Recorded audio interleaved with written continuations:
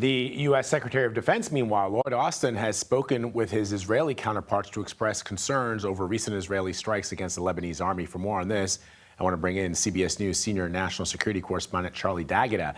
So, Charlie, what more can you tell us about this phone call between Austin and the Israeli Defense Minister Yoav Gallant?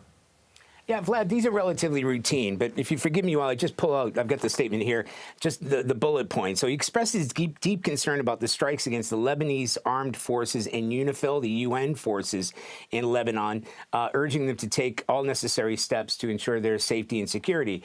This is a repeated message we get pretty much every phone call, reaffirming unwavering and enduring U.S. support for Israel, but this is noting the deployment of that THAAD missile defense system, which we know is in place in order to come to the defense of Israelis. First time U.S. troops have been on the ground there. And this is another important note. Welcome the movement of humanitarian assistance through the Erez crossing, urged Israel to address the dire humanitarian situation in Gaza.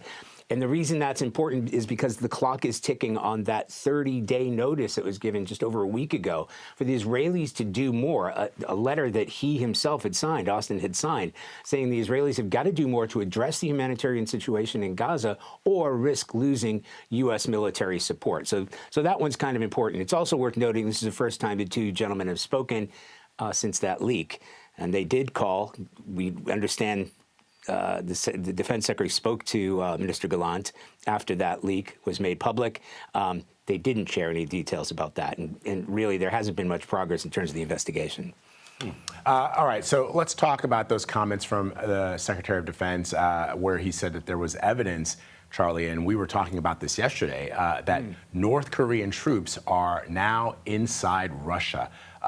What does this mean? Explain to our viewers what this potentially means and why they're there. I mean, the Russian army is one of the biggest armies in the world. Why would they need any kind of military support from the North Koreans?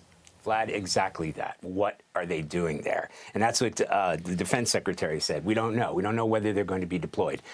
President Zelensky, Ukrainian President Zelensky, said they will be deployed. There are about 3,000 of them. That's a brigade.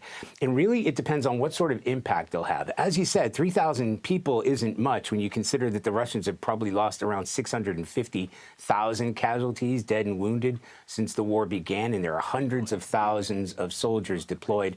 So it's really what is the intent of how they're going to use these North Korean forces. Are they an elite commando unit? Will they be sort of self-contained? Will they be well-equipped? Are they trained? I mean, people here are saying that none of them have ever fought before, so they don't have any battle experience. So is it symbolic?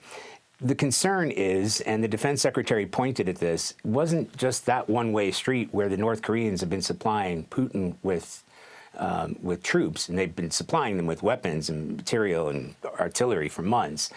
What does North Korea get out of it? And that is a huge concern here. You know, the Indo-Pacific is at the top of the agenda here. Yes, we have the war in Ukraine going on in the Middle East, but what impact is this going to have on North Korea and in that region?